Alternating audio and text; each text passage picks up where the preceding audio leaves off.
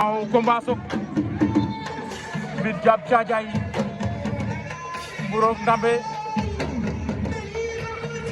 ñaari jine ñaari bërekat Ndambe da ka sakatal léegi daw daka ko génne ko saaku yi waaye Mbine Diab jël avertissement ndax arbitre ni Ndambe loolu bokkul ci bëre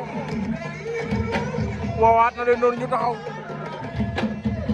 Mbine Diab Mburok Ndambe Ndambe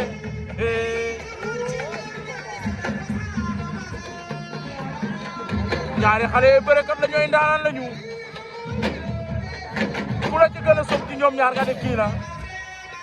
waaye Ndambe est-ce que loolu wóor na Mbine Diab fi mu jàpp baax na Mburok Ndambe Mbine Diab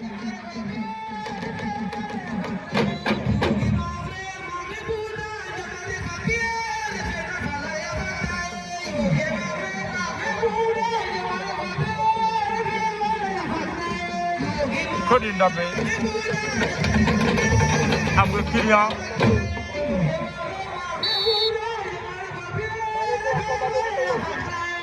ndax nee na Mbine Diab bi waxul kenn yaak yàlla en tant que daana ko boo doog ci koom jàppal ne amagoo ndam ci kawam de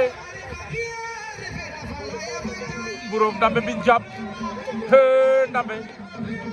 mu ngi kay nooju war na ko dobo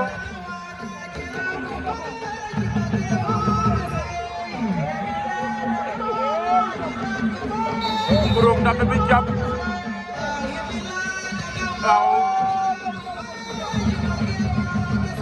seen Ndambe jaay na ko break daan ko